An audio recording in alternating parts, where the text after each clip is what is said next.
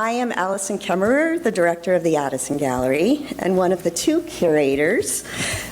My partner in crime is Tessa Hite, our curatorial fellow. Together, we curated the Addison show, Harry Benson, 4 Stories. We're thrilled to have Harry here today, and Gigi, who's been instrumental in the organization of this show. We couldn't have done it without you, so thank you. I also want to acknowledge and thank Eileen and Jonathan Otto. John is here. I've lost track of you. There you are. For support of this exhibition, but also for the generous donation over the years of photographs by Benson, many of which are included in the exhibition. So the format tonight, and we might try to shrink it a little, we'll see how things go, is we'll do a quick curatorial intro. Then we'll have a few words from John, who, in addition to being a longtime friend of the Addison, is both a Phillips Academy alum and a very close friend of Harry and Gigi's. Then we will have 3 Phillips Academy students, Angelica, Maggie, and Alicia, who will guide the Q&A with Harry using questions that they themselves crafted. After that, we'll open up the floor to your questions with the goal of wrapping up close to 6 so we can all head over to the galleries to see the show and celebrate Harry. Most likely you're all familiar with Harry's work, but we just wanted to begin with a quick bio. Born in Glasgow, Harry is a prolific photographer. Our exhibition focuses on his work from the 1960s, but he's had a long celebrated career. As a young photographer working for London papers, he came to America with the Beatles in 1964, and in his words, never looked back. In the decades since, the award-winning photographer has demonstrated incredible range, and you'll see that even in the show that just spans the 60s work. But he's photographed civil rights marches, the Watts riots, was on the scene when Robert F. Kennedy was assassinated. He's covered conflicts in Kosovo, Bosnia, and the Gulf War. The only photographer who has photographed the last 13 U.S. presidents, from Dwight D. Eisenhower to Joe Biden, Benson has also turned his lens on countless celebrities, from Queen Elizabeth and Martin Luther King Jr. to Elizabeth Taylor and Brad Pitt. His photographs of historic events, political figures, and luminaries have been published in major magazines, including Life, The Daily Express, Time, Vanity Fair, W, Newsweek, French Vogue, Paris Match, Forbes, The New Yorker, People, and the Sunday Times Magazine, among others. He is the subject of a 2015 documentary, Harry Benson, Shoot First, and his work has also been published in numerous monographs. You'll see examples over at the museum, some of them in our bookstore, including the recently released Paul, a monograph that celebrates the 80th birthday and career of Paul McCartney. Harry's work is included in many museum and private collections and has been exhibited in over 40 solo exhibitions throughout the world. He received the 2005 Lucy Award for Lifetime Achievement in Photography and the 2005 American Photo Magazine Award for Achievement in Photography. He was awarded the 2006 Lifetime Achievement Award from the Scottish Press Photographers Association and has received the Leica Medal of Excellence not once but twice. In 2009, Benson was appointed a Commander of the Order of the British Empire by Queen Elizabeth II. Now, Tessa will tell a little bit about just our thinking behind the show itself.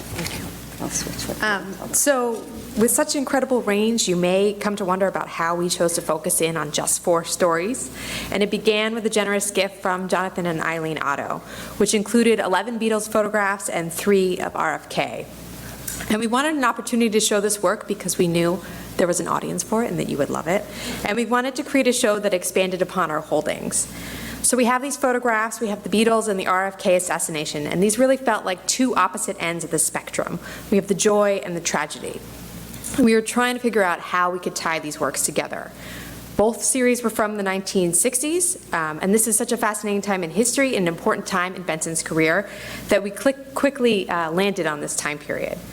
And rather than attempt to try to tell a story of the decade, which would have been something of an impossible task, we decided to zoom in these 4 stories, which were important flashpoints.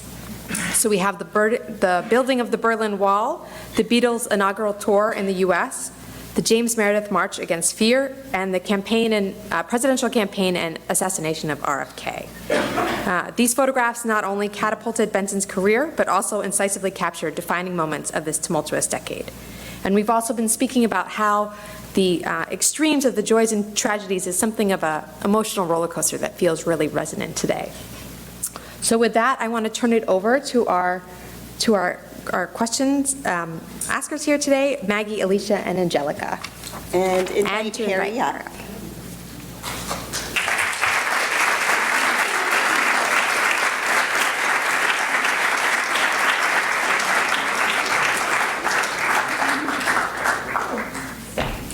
And then shimmy over, shimmy over. I made it. And there you go.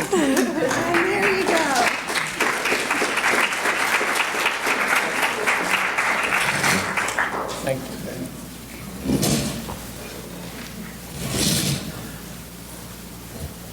All right, welcome everybody. Mr. Benson, thank you so much for being here. We are so excited for this conversation.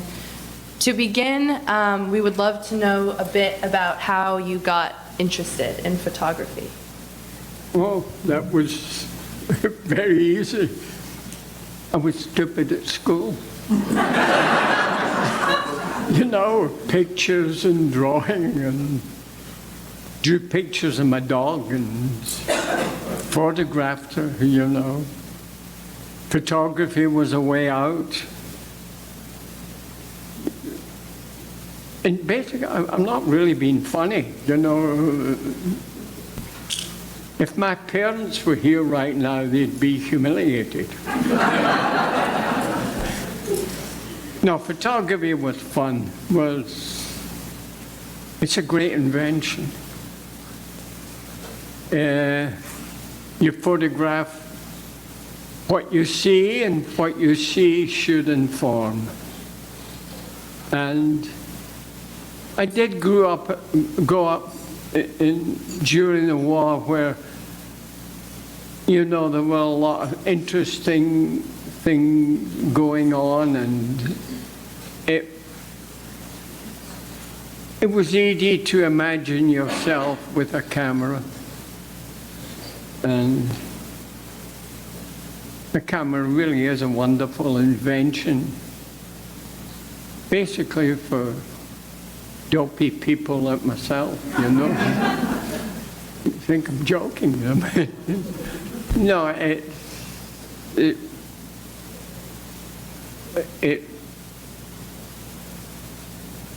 my father was good at photography. Not great, but he was fine, you know. He thought he was better than what he was, you know. But photography, well, to me, you try to get the center. You're looking for the center all the time. And some was fun, and some weren't so fun.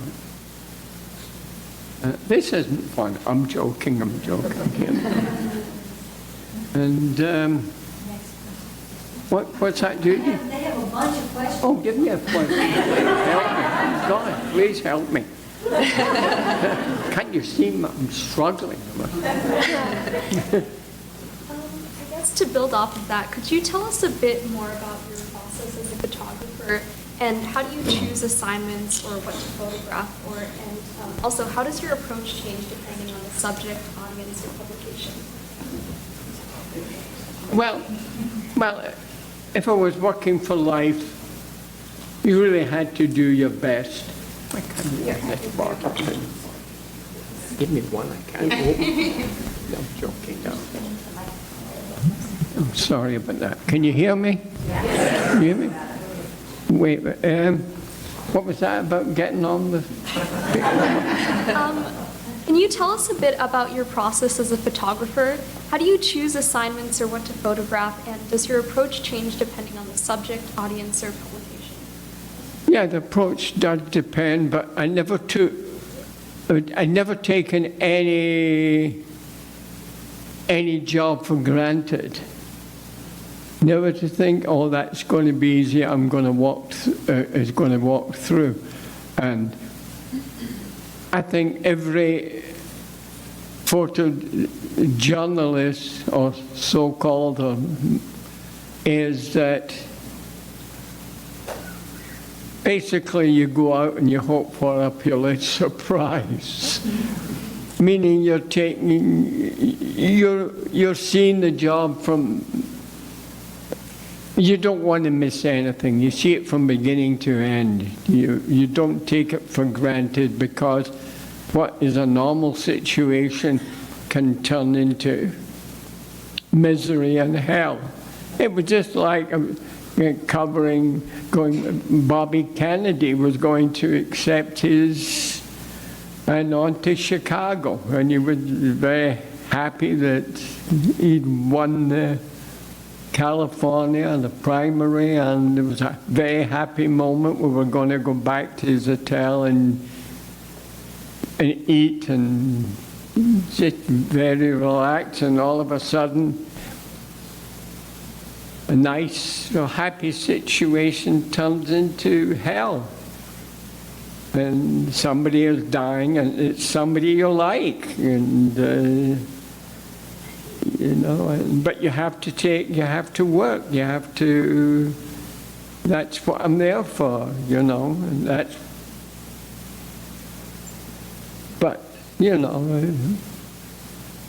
had good times and bad times, and if you don't do the bad times, then you will regret it, because that isn't what your job is to editorialize, oh, I can't do this, I can't do that. No, I knew photographers that would say that. I've said that, and I understood that. But that isn't their job. You've just got to do what is there in front of you, what and does that, any of this make sense? Yes. Thanks a lot. No, but it's.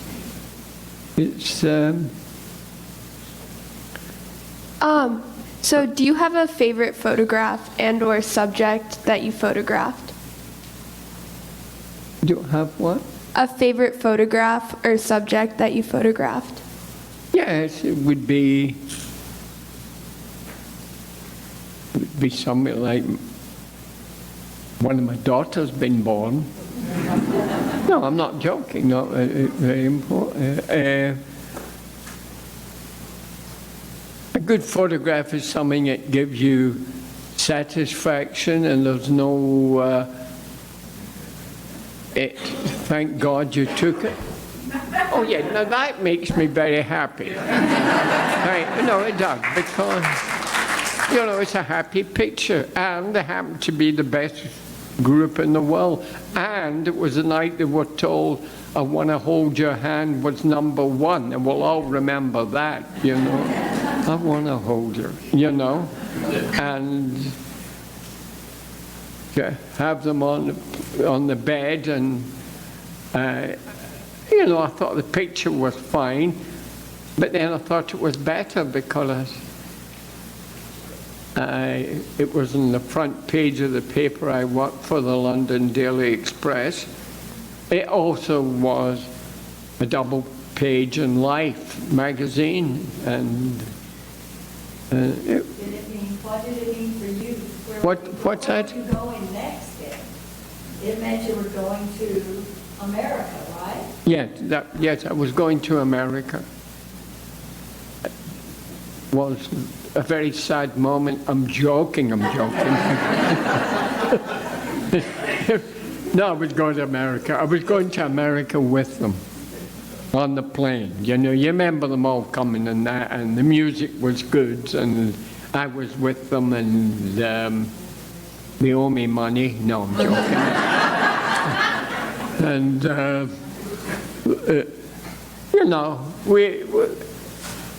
it was a good time, but they were also writing a lot of great music at that time. you know, like baby's good to me, that kind of stuff they were writing, it just vomiting out of them, It was a very interesting time for me. For you, you don't care. So I'm joking you. How did, if it changed at all, how did your perspective of America shift once you actually came here for the first time and with the Beatles? Well, I mean, I grew up wanting to come to America. In fact, my father, my mother got pregnant in New York, and my father decided to return to Scotland, and I was born. But I was conceived in some dump over in yes, what was it again, over in the Bronx or some shithole. It's good, my language. No, I wanted to come to America because I wanted to work for a magazine like Life, and but I did. But I worked for the Daily Express, and I covered a lot of places.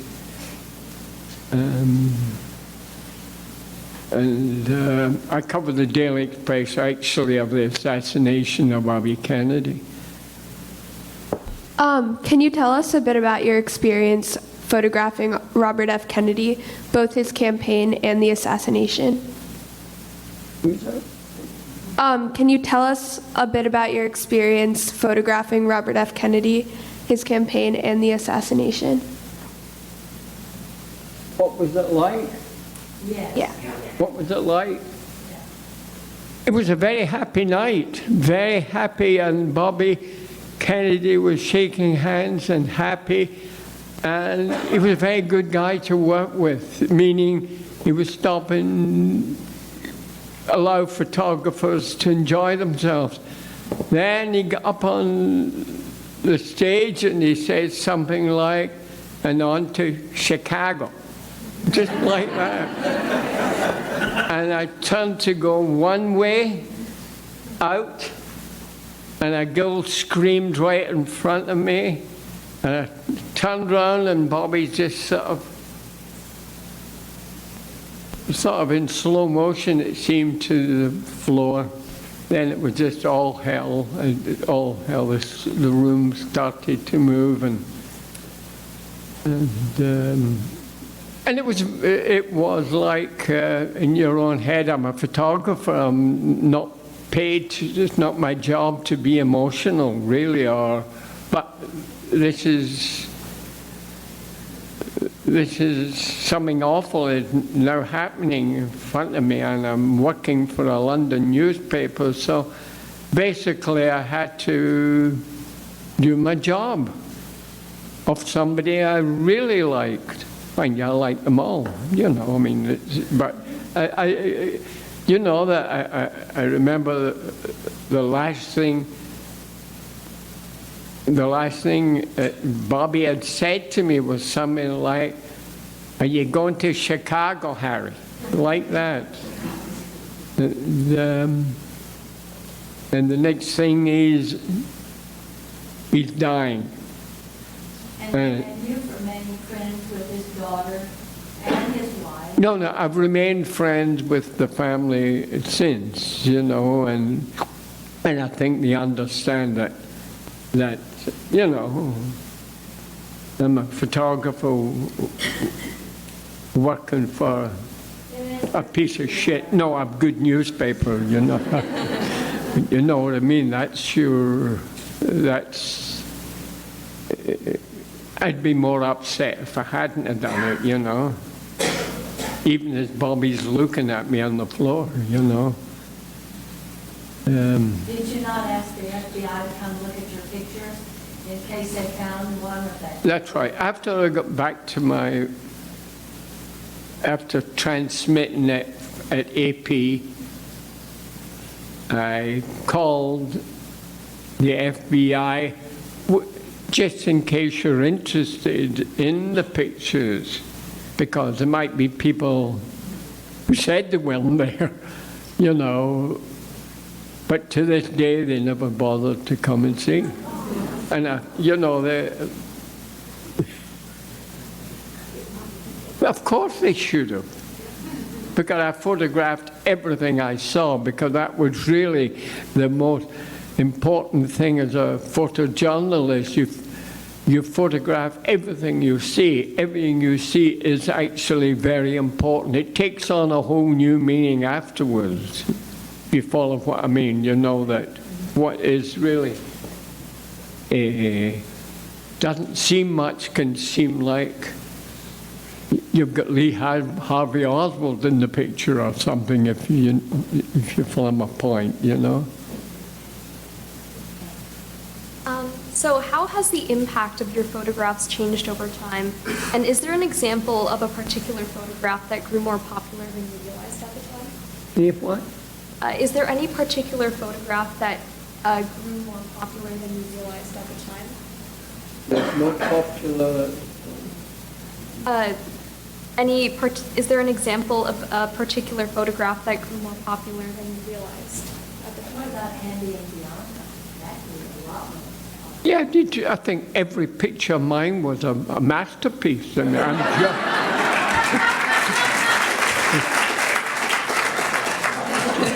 just... no, I mean, it's hard to think at the time, is this important? And you don't, if something happened or something is moving, you don't want to get stuck in one spot. Because in a crisis situation or semi-crisis, things are moving around very fast. What is interesting there may be more interesting over there. So you try to be as mobile as you can. Also, you've got to have your cameras ready at all times. And you always went through my head, if something awful happened, am I ready for it? If my camera's I wouldn't work with two around my neck and two on each shoulder. I only work with two cameras because it's too much my brain to have too many cameras. It would be one around my neck and one in my bag. You know what I mean? She wanted to know which picture you think has gotten more popular as time has gone by, and I think it's Andy and Bianca. Your double picture of Andy and Bianca. You do? I think it's a piece of shit. No, I don't. No. You do? Anyway, never mind. No? No, it's a good picture, sure, but it's not the one I look by, wow, you know what I mean? Give me I'll talk to you afterward about that. Well, pick a better picture, but what? It's become much more popular. Yeah, that's right, my wife knows, you know? And why she knows. If you could photograph any particular person or event, past or present, that you have not, who or what would it be? Right now, who would like to photograph? Yeah. It's a good question because there aren't really great names around right now in politics, you know? You know, I mean, I could make a joke and say, Joe Biden, and, you know, he's a nice guy. You know, well, you could say the Pope, but I've photographed a few popes, and they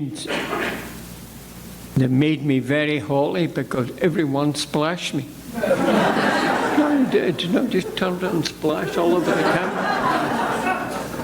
No, I'm not being funny. I mean, who I would like to. There's not really any great leaders, even amongst the blacks. You know what I mean? Can you think of any great leaders? Can you? I mean, we should. Celebrity. It could be past or present, so it could be. What? The question was past or present, so it could be George Washington. You know? Oh, yeah, I would like to put George Washington. And a picture of him just after he told a lie, you know. No, he'd say, that's a great photograph you took of me. And you know what I mean. Something along those lines. Have a joke with him in case he slapped me, you know what I mean. What else, please? How do you view your work in terms of art versus a documentation of history? When I hear the word art, I go for my revolver. It's so pretentious. I would never say that word. Oh, this is my art. Give me a break, please. You know, you know what I mean. That Mr. Otter, you know what I mean. It would sound so awful. Do you like my artwork? Give me a break, please. If any of your artwork comes out of Kodak and Nikons and Hasselblad, they're my artwork. You know, they are my reliable tools, and basically it's putting your camera in an interesting position and not to waste too much time putting it in that position, because the camera gets fed up with that and becomes a very boring picture, you know. I mean, that's a wonderful picture there. No, I like the picture because basically they were the 4 most popular people in the world, along with the other one who was the most popular, who actually put them in the place. Basically tell me, you think you're smart guys? Well, I'm smarter. And you'll call me who is king? And he just went boom, boom, boom. He said, you better say it's me or I'm going to slap all of you. That's basic. And all said, oh yes, it's you. True. Keep putting them in the place. No, you know, they were too cocky then. But Cassius Clay put them in their place. Muhammad Ali. He changed his name right after that. He did. He made them all, everyone in the room say, change his name. Great guy, great. One of these people passed and then just, you know, funny. How do your photographs, and honestly photographs in general, tell a story in a way that words cannot? What? How do your photographs tell a story in a way that words can't? How does your, What? I can't hear the voice. what's the difference between words in your photo? Why are your photographs better than the captions on them? Because I'm so talented. No, I mean,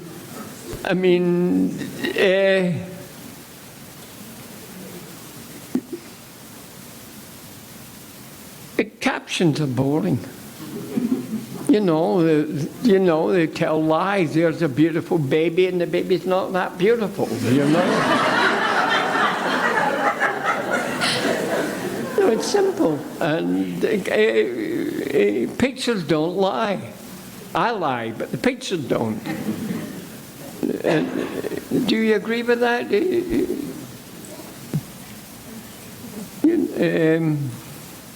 I don't agree that your pictures aren't artful, and there's not a beautiful aesthetic to your pictures.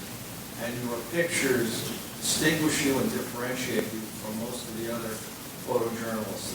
There's beautiful composition, lighting, context, authenticity, and I think that makes you stand out. And yet you are an artist. Did you hear that?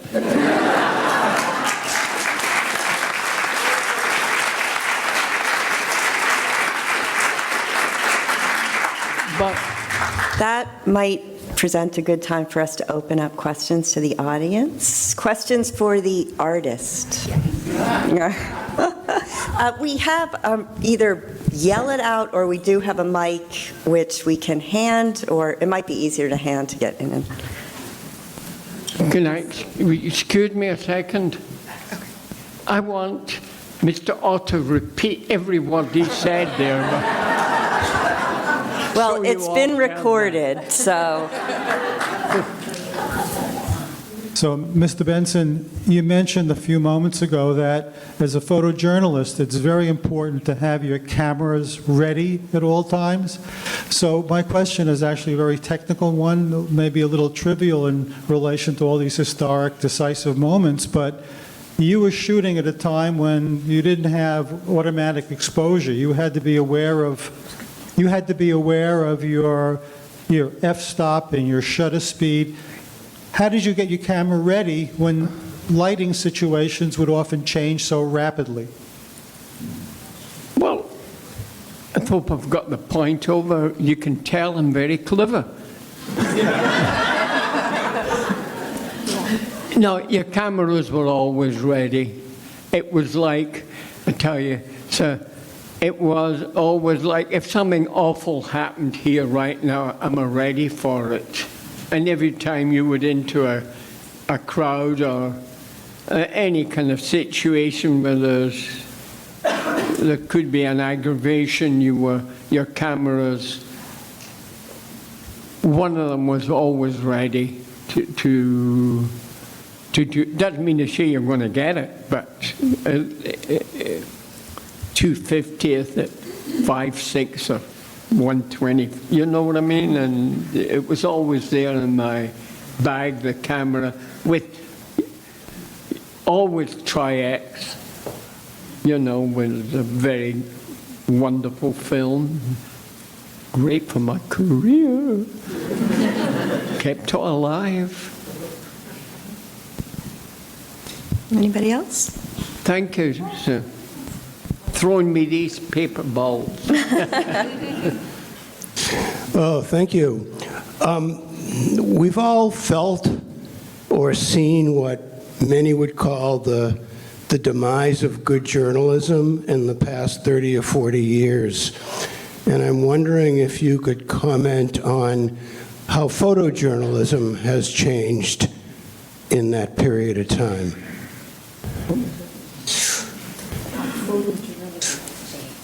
How photojournalism has changed over the last 30 years? You know, I don't think so. I think, really, I don't think it's changed. I think a good picture is a good picture, and I see some great pictures in the papers, you know, and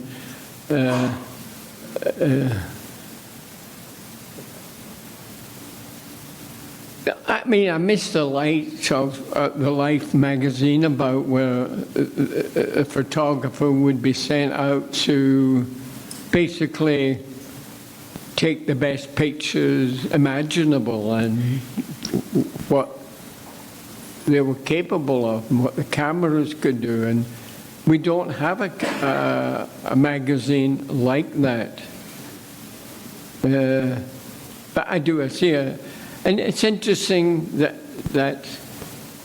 the technology in cameras is terrific, you know. I mean, when I started, I was using plate cameras, but I would see wonderful pictures from photographers with glass plate cameras, glass plate negatives. So it's changed a lot now, you know. Does that make sense? Not really, but it makes sense to me. You know? At what point in your career did people start coming to you for photos, or rather than you like sending magazines or newspapers photos, like when did people start hunting you down for the photos you were taking? When did people start going to you for photographs rather than you chasing the I don't like people coming to me for photographs. I'd rather go for them, you know what I mean? Harry, he wants to know, if you always worked for a newspaper or a magazine, you never really just sent in pictures. That was before you knew me. I did that. You know, there were years before I used to send pictures into papers and... Well, I haven't known you that long. No, long enough. Harry, that's what he wants to know, so tell me. Yeah, well, in the old days, I would send in a picture of my dog to the Glasgow papers, you know what I mean? And pictures like that. Oh, you don't tell me about the first picture that ever got published. Oh, yes, the first picture, my father ran a zoo in Glasgow. And the first picture I had published, I take a picture of a roe deer, nice picture. It was about just a little baby deer. And I'm going home in the train in Glasgow. And right in the middle page, full page, I mean good side, was a picture of this little deer. And I felt like shouting in the train carriage, "That's my picture!" So happy. But there's a back thing. The deer actually grew older. And deers can be very dangerous. So I went out to photograph him again, and the bastard took a run at me. True story. Yeah, just got away from him, didn't like the picture or something. Very dangerous animal, a male deer. You know, dangerous. Think you're after his girlfriend, you know what I mean? Sure, one more. Or a couple more. Let's see what time it is. 6:08. When you're about to take a photograph of a scene, I'm over here. Do you... I see you. Okay, thank you. My ear is over there, do you? Okay.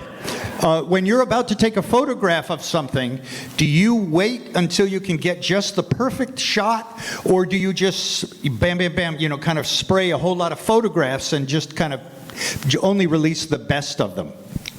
I don't care if you take 1,000 photographs as long as you get one out of it. You know, the thing about it, if you see something you like, just take it. And afterwards you get home and you look at it, and it's a piece of shit. So, who keeps screwing? So, but you know what I mean. Photograph what you see, and what you see should inform. You know, that is, and it's your decision. It's nobody else's decision. You say, I like it. And don't listen to what your wife says. Because they're always wrong, except for my wife, who's always right. And, no, I mean, photograph what you see and what you see. And because if you don't do it, you'll regret it. Oh, why did I not take that picture? Right? Because my wife told me it was silly. You know what I mean? She made a mistake. And I'm sorry, Gigi, but it's a lot of fun. You sure? Yeah. Thanks for coming tonight. I'd like to know what it was like to take photographs during the civil rights movement in the United States, and what you thought about Martin Luther King and how you met and got to know him. Thank you. That's to know what it was like to photograph the civil rights movement and Martin Luther King. Oh, yes. No, yeah, I got the Martin Luther King. No. You knew this was a very special time in America. I mean, there was a lot. I was next to Martin when he was beaten up and the tear gassing. And tear gassing was actually awful. It was awful because everyone where I was tear gassed, and there were a few, the crowd always came back angry. It wasn't over by any means. It was after they coughed and spluttered and cried, they would take a run at the police. That's women and young people and the tear gas, the civil rights was something I was proud isn't the word, but I'm glad I didn't miss it, and I photographed the Meredith March and these different marches, and every day there was a problem. Every day guaranteed that there would, at some point in the march, the highway patrol would come out and beat a lot of heads. You know, I saw a lot of press photographers getting beaten up. I get chased one night, and I really got a big belt in my ass, and I screamed, you know. The guy only gave me a tap compared with what other people were getting, you know. So, but, you know, and I marched with Martin Luther King and Stokely and Carmichael. Were you not there the night that Stokely gave that speech when he was saying, what do we want, black power? Yeah, there was on the give speeches, black power, and the highway patrol them. They gave them black power, all right. That was just terrible. I was also next to Bobby when he was shot. And that was a terrible night. It's somebody I knew I liked, and the last thing he said, went on to Chicago. You know, shit. And then I turned to go one way, and someone comes up behind him and just shoots him right in the back of the head. Gone. And, you know, but you had to keep working, you know, and well, I think that's continuing on what John said about documentation versus art. It's one thing to be there, be in the right place at the right time, which you have a knack for doing, but it's also another, your work transcends from historic document to incredibly powerfully moving images that continue to resonate today. And that takes a really sharp mind and a sensitive and empathetic eye. And so I think you're being very humble, but your work really is extraordinary and belongs in an art museum.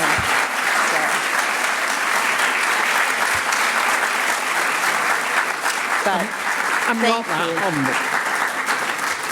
I think we should all go party, and Harry will be in the galleries at the reception. Food and drink will be served, and you can ask him more questions if you'd like.